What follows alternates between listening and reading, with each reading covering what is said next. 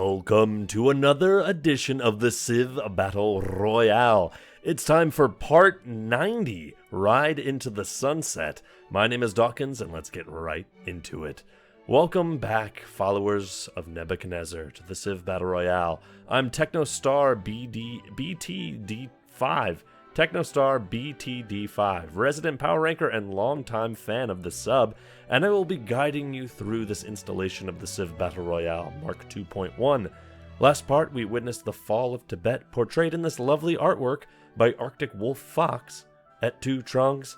It's sad to see the Tibetanese people go, but hopefully we have some more excitement for you this time around. I will be reading this narration blind, so maybe there will be some actual genuine emotion coming from me for once. As always, we have our excellent map by Spherical Melon. Aside from boar gains in Arabia, note the disappearance of several more white splotches. We power rankers did not have a hard time choosing the boars as our top rank this week. Their strong showing against Vietnam so far has shown that they still have a lot of expansion prospects, something many other top civs very much lack. Passagarde is back in Vietnamese hands, but the Boers have mech artillery and robot infantry lined up to recapture the city. For now, Skynet has ordered the Boer forces to siege Gyumri while the Vietnamese defenders scramble to reinforce the city from Artashat. Caught between the crossfires, Exclavia, or Finland, had better hope that the Boer swarm blocks that Swedish organic infantry and railgun armor from taking Hebron and reducing them down to, I think, 3 exclaves. They're in poor shape. Vietnam has recaptured Baghdad, though it looks to be only a matter of time before the Boer forces around the city secure it once more. Meanwhile, Batacaloa breathes a sigh of relief as its Afghani peacekeepers show no sign of leaving. While the Boers have annihilated all traces of the Vietnamese navy from their home waters, their own navy is holed up in the Red Sea. According to Skynet, the official reason is to protect embarked units on their way to Vietnam, but the missiles loaded on the cyber subs and arsenal ships suggest otherwise. Ugh, watch out. Vietnamese South India, or Indietnam, or Viendia? One of those. Seems to have repelled the Boer invaders, though 2 cities have still been severely bombarded. I'm sure this region is breathing a sigh of relief right now. While Vietnam's core is certainly impressive, the shortage of Vietnamese land units show that this state of constant war can eat up even Vietnam's reserves. There are now more Kimberley units in Vietnam's core than Vietnamese units altogether. Man, and there are some Blackfoot troops in there as well. The Blackfoot are really spreading across the map, almost in an unusual peacekeeping sense. I wonder what that will do. Ah, the Australian garbage patch, the Wobbegong fleet. After extorting war reparations from the Buccaneers, they seem to be pulling back for the time being. Kudos to Parks for actually putting planes on those carriers. Perhaps Morgan made peace after seeing those superior tactics for himself. I think this is the first time I've actually seen planes on carriers before. Usually the AI is so stupid they just leave them empty, like those Blackfoot ones in the screenshot. My poor boys. Sri Lanka has formed a declaration of friendship with Vietnam, forestalling their fate for 50 more turns. Though considering how Vietnam turned on even their dearest friend Tibet, Sri Lanka might not be as safe as the Trunks have led them to believe.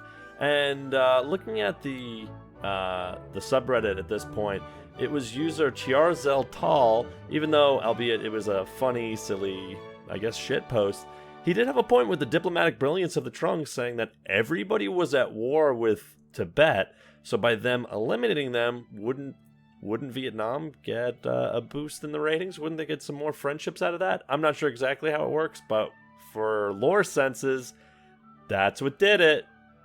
What the hell is going on? A barbarian carrier? That exists? It seems as though the hiatus has given the Autonomous Revolutionary Regiments, or the Buccaneers, too much authority, and one has turned rogue after ending its turn in Inuit waters.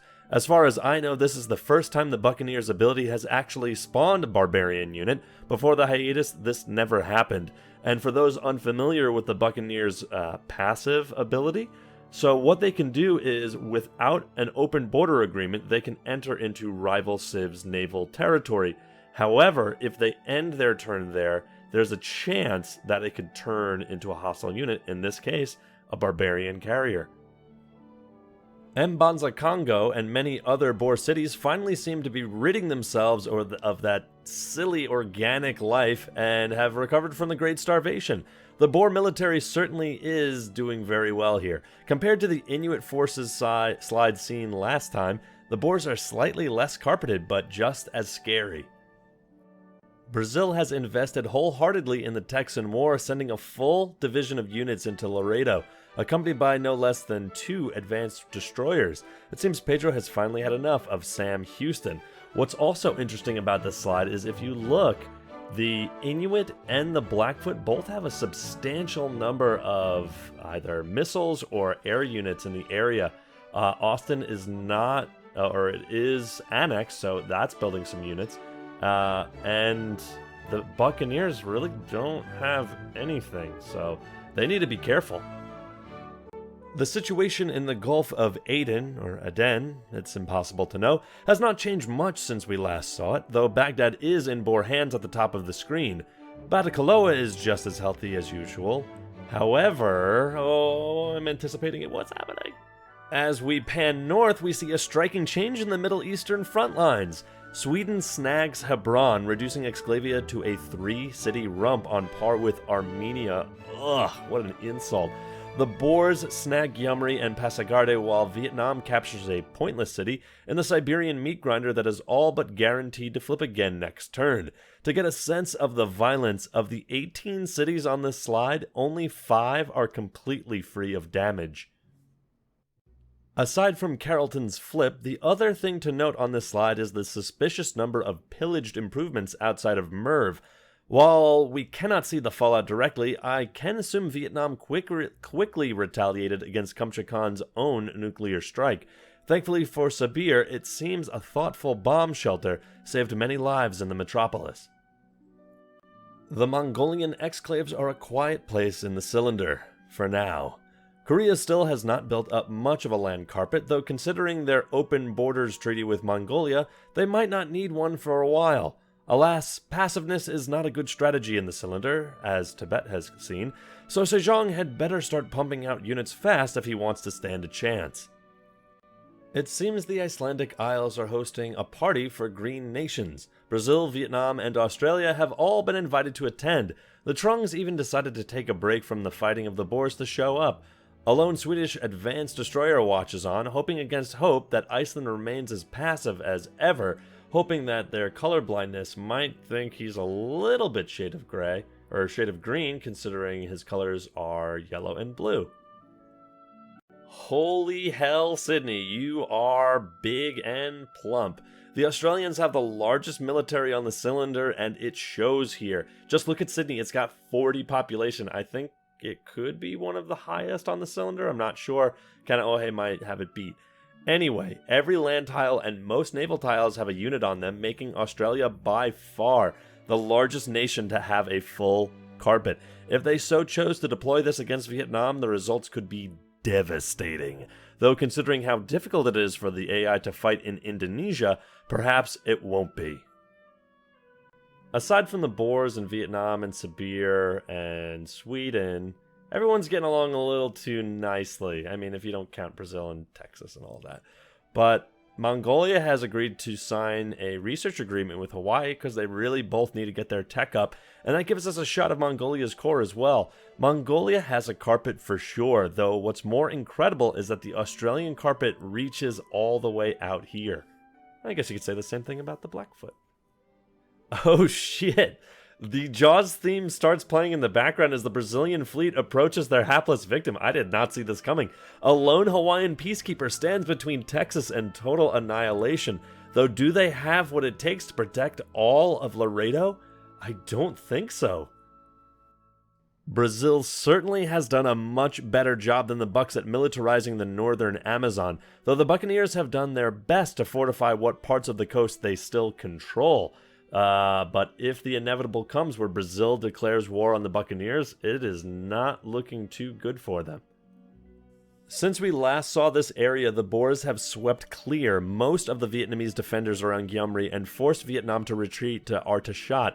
In the background, Carlton flipped again, and the 1,000 residents still living in the city complain about having to change their flags another time.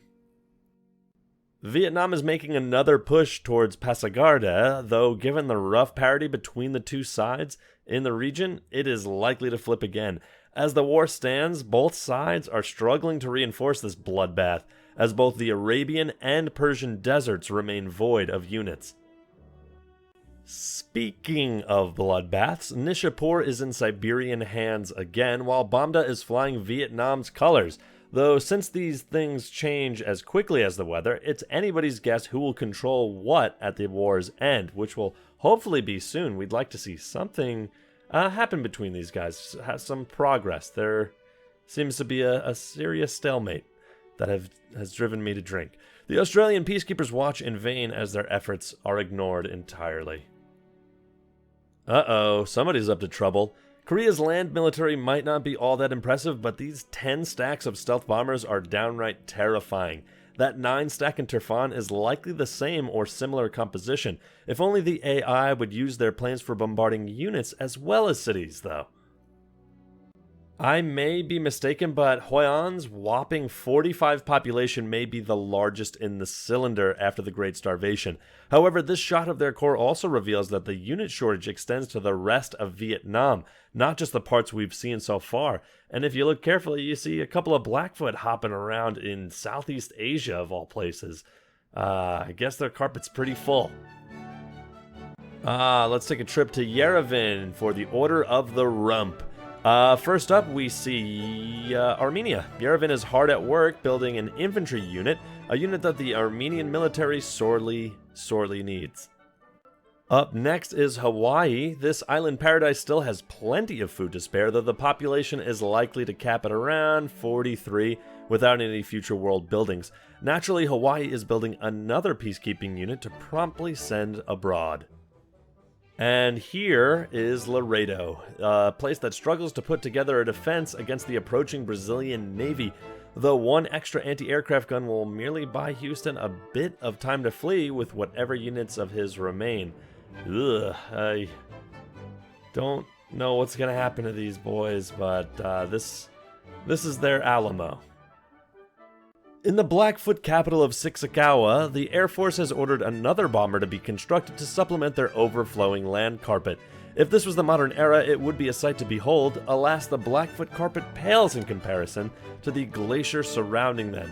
But they would put up a decent fight if they could. If they sit there and they tech up, there is a possibility for them to have some power projection because all of the paratroopers in their territory would become XCOM units and they can snipe anywhere around the world. What is important to note, and what's being highlighted in this slide, is that it is We Love the King Day. The city is ours, we love the king.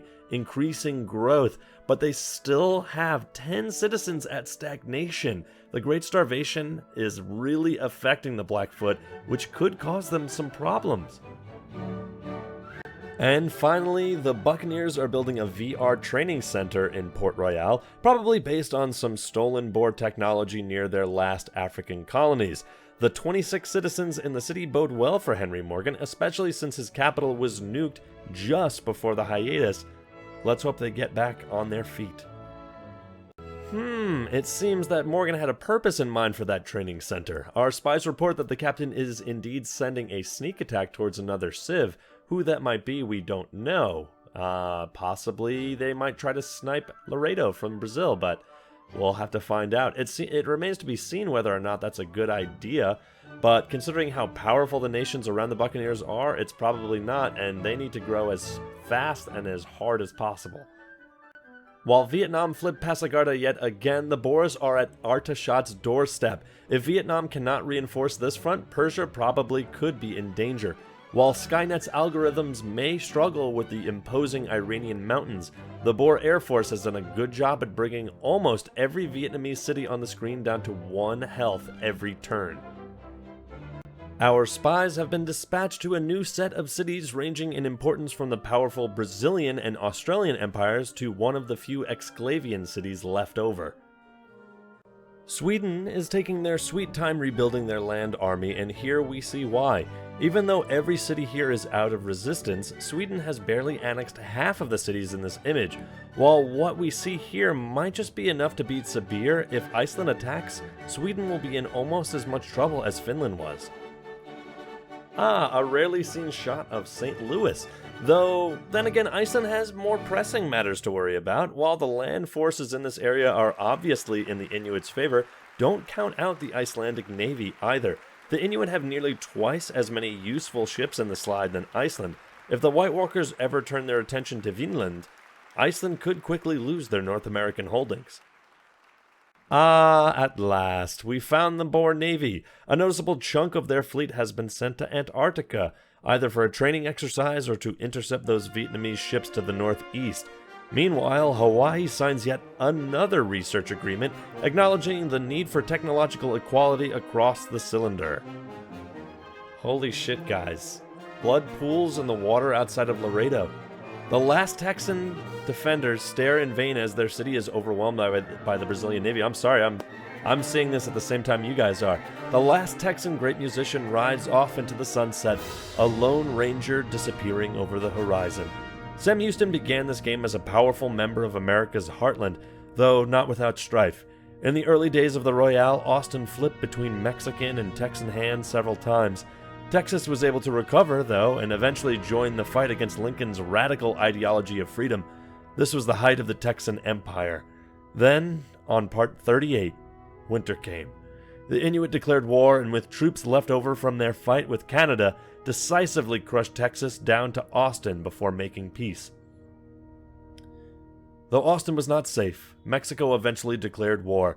But in the most brazen move we've ever seen from a city-state, Texas snagged Laredo from the Mexicans. Sadly, Austin was lost in the process, and Texas was relegated to Laredo as a city-state for the long haul.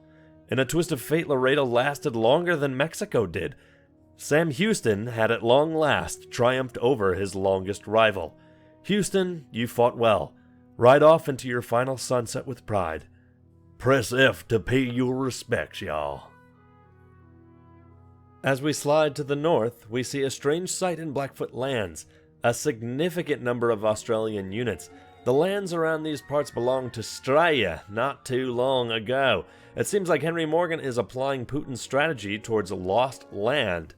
Occupy it peacefully, end quotes, until it becomes yours again. Where exactly are the Kimberley going? If I didn't know any better, I would have assumed they were trying to invade Vietnam. Thankfully for the Kimberley, that is not the case. We are left to wonder what exactly John Damara is trying to do with his navy. Passagarda has flipped back to Boer hands, and this time Kruger has personally ordered a division of reinforcements to secure the city. To the north, Arderschot still hasn't fallen, though the Vietnamese force around the city has all but evaporated. An Australian biodrone and a Siberian biotrooper defend the mountain pass outside of Nishapur from some Vietnamese paratroopers, though Vietnam is throwing much less units into this meat grinder as they were before. Is the Vietnamese carpet finally exhausted? Perhaps they're no good at carpeting anymore, considering they lost Persia. Ha ha. If it's any consolation prize or relief for Vietnam, Sibir's corps looks much, much worse. The few biotroopers Sibir can produce are immediately sent to the front lines to try and defend any gains that they make. There's no room for any other units in their production queue. The only unit not from the bio line I see is a damaged mobile SAM. Now we know why Devin had to go. The Boers have sent a sizable fleet into the eastern Mediterranean to defend the massive air force attacking Vietnam. Kruger has even ordered some carriers to the region to house more planes. At long last, a use for those floating strips of asphalt. The last Texan civilians attempt to flee from Brazil as their military escorts are wiped out completely. Meanwhile, Brazil has established Laredo as a naval base already. Now that Brazil has finally learned the powers of the Navy, where will they look to next? This glance at the Southern Inuit Empire reveals something very telling. San Antonio and the other great metropolises of the area are pretty hard hit by the Great Starvation. Dallas is the only city above 30 population in this slide. At least the military is doing great. Economic has managed to surround every city in the empire with the infamous AI ring of garrisoned units. What's also important to note, every single city on this slide is annexed. The Australian Navy, after forcing the Buccaneers to finally make peace, are retreating back along the Brazilian coast to the lands from which they came with their missiles and airplanes in tow. Brazil's core is less militarized than it should be, so Australian troops have room to take vacation in their lands. Wow, that is a lot of workers. It seems like Kruger wishes to improve every single tile he can lay his hands on. Considering the newfound abundance of hydroponic domes in the Sahara, they seem to be doing their job with the efficiency we expect from Boer workers. Have you ever played the game Factorio? This looks a lot like what we should be expecting. Worker drones just building and building and building until there's nothing left but a cemented area with no organic life whatsoever. Back in the Arabian Peninsula, the fighting is as intense as ever. Several Boer cities are down to 1 HP, but Vietnam lacks the melee units to capture them. To the dismay of the Boer worker horde, or to their delight, depending on how they're programmed, several Vietnamese paratroopers were dispatched to damage the tile improvements in the region. Somehow, Arteshot has not fallen, but the Boer forces are steadily marching across the Fertile Crescent. To the north, Vietnam flips Carrollton yet again, though Siberian biotroopers on its doorstep will surely recapture it soon enough.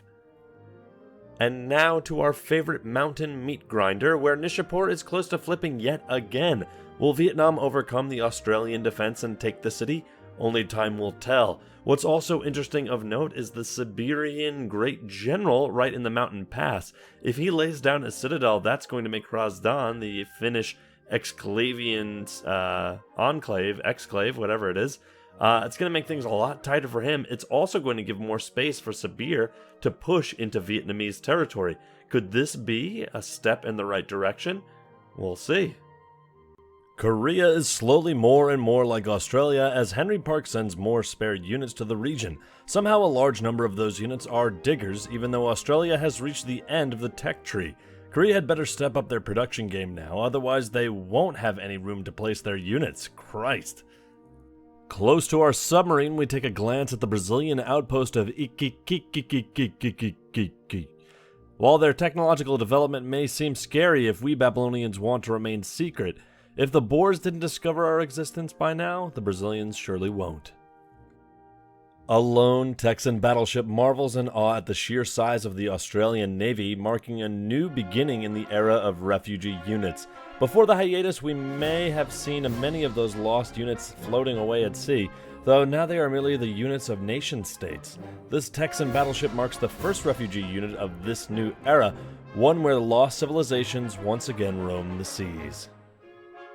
Turning our eyes towards the Australian core, we see an impressive medley of units. Hover tanks, biotroopers, giant death robots, robotic infantry, chimeras, biodrones, and more. If it exists and is not obsolete, Parks has them all. There are even some diggers, paratroopers, anti-aircraft guns, and other old units in the mix. While Indonesia has fewer ships than the Australian core, every Australian land tile in this image is filled with some sort of unit. If they were to declare war on Vietnam, Australia could break the long stalemate and finally secure a strong foothold in Asia. If war did break out between those two, however, the real battleground would be in China, not Indonesia. The Australian Expeditionary Force has militarized just about the entire Korean border, and the stream of units shows no sign of stopping. Holy crap, there's more Australia than there is Korea here. The entire area has succumbed to the Green Menace. I don't know what... This puts Korea in a really bad spot, especially, I don't know, if Australia declared war on Korea. I know they would get pushed out and they would go somewhere, but ugh, that would be bad. They would have no units at all to use. It would be empty land for Australia to just march right into. Compared to China, Korean Yakutia is almost devoid of units. Even Mongolia appears to have land superiority over Korea here, though the city's combat strengths are nothing to scoff at, but, I mean, come on. And now for a look at Mongolia. They have a full carpet, but the units are simply subpar. Unless they invest heavily in tech, they will struggle to expand even with the weak neighbors that they have nearby. Mongolia's in a very good spot. If they declared war on Korea, they would probably take out a whole bunch of their stuff, even though they have a tech disparity. Here lies Nedong, the most improbable city on the cylinder. Once founded by Tibet in the aftermath of the bloody Finno-Sibir War, Nedong was quickly made into a Siberian exclave. Now it is surrounded by Sweden. Carthage sticks out like a sore thumb in Boer, North Africa, though given the friendly relationship between these two powers, a Boer stab seems unlikely in the near future. Iceland can continue doing what Iceland does best, controlling capitals. Does everybody remember that Carthage was even in the game? That was so long ago. And speaking of capitals, Rome is surrounded by a concentration of forces usually not seen on the European continent. Iceland seems to be guarding their possessions jealously. Continuing our tour of Iceland, we take a stop in Iberia to check out the situation there. Both parties seem to have a rough parity in the region, though neither side has invested much in militarizing the peninsula. I guess Crazy Maria still is running around there somewhere doing something. Maybe she's still alive with like an honorary role, like Queen Elizabeth or something. Ireland is green as always, though this time it is due to a small platoon of Australian units sent to Europe. They should consider themselves lucky. A few Aussie units get to see that distant continent. That's fudging crazy. Australia is so packed with units that they're all the way in Ireland. That is literally on the other side of the planet. My goodness gracious. And on our last stop before the info attic slides, we see Icelandic Greenland. I feel the name describes it well. Despite the icy snow cover, Icelandic workers have covered much of the island in the green of hydroponic domes. Yes, on to the info attic slide of rectangular spaghetti. Here we see a graph of military strength. Vietnam's supply of units continues to be exhausted, though for the first time since the hiatus, the Boers have eclipsed Australia in military might. I don't know how that's possible with that many Australian units. Where are the Boers hiding them? Here we see the net income of the world's nations. The Boers are clearly on top, though the poor nation at the bottom is most likely Exclavia. You'll see why I say that in a few slides. The Boers lead the pack in production as always, though the Inuit, Vietnam, and Australia are working to catch up. Farther down the list, Brazil, Iceland, Korea, and Sibir all have roughly equal amounts of production that they are using to a varying degree of effectiveness. The real loser here is Sweden, whose production simply can't compete with the rest of the top 9. Yet. You better get those Finnish cities integrated quickly, Gustavus. This graph shows the dramatic effects of the Great Starvation. The sudden drop in world population is all too apparent here, though the nations of the cylinder seem to be recovering as they build future world buildings in more and more cities. As a Blackfoot fan, it should be noted that we never decreased and only increased because our population is that poor. We saw the Buccaneer deal's last part, though its significance cannot be overstated. With this deal, Henry Morgan managed to escape the war without giving a city back to Parks, which is quite the victory for him. Australia seems to be getting all the gold they can from these peace deals. This, combined with the Buccaneers' peace treaty, gives Australia more than 2,000 extra gold per turn, though considering the number of diggers in the Australian core alone, Parks does not seem eager to use it. And this is why Exclavia is so far in debt. Even though they have no way to pay, they are still obliged to pay Kruger almost 1,900 gold per turn. At least they only have to deal with it for 10 turns longer. Probably less if they get gobbled up by some other hungry nations. Organized religion is finally gaining a foothold in the post-hiatus world. Boer Lutheranism is the most prolific, though Arianism and Catholicism are still spreading healthily as well.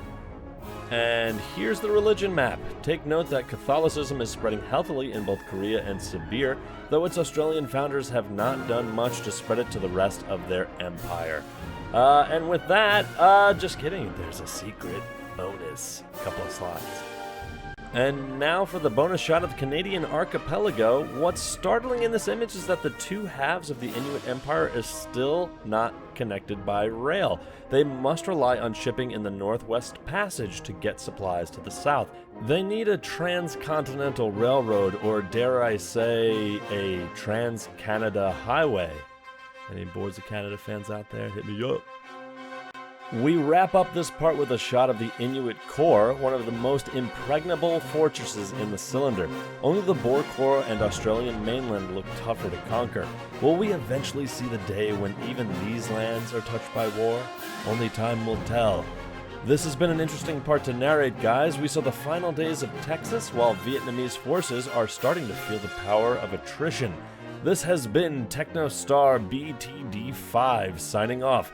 See you in the power rankings. And with that, my name is Dawkinzz, doing the audio narration. I want to thank TechnoStar BTD5 and all the rest of Blue Cassette for all their hard work, TPangolin for everything, and hey, guess what? We'll see you next time.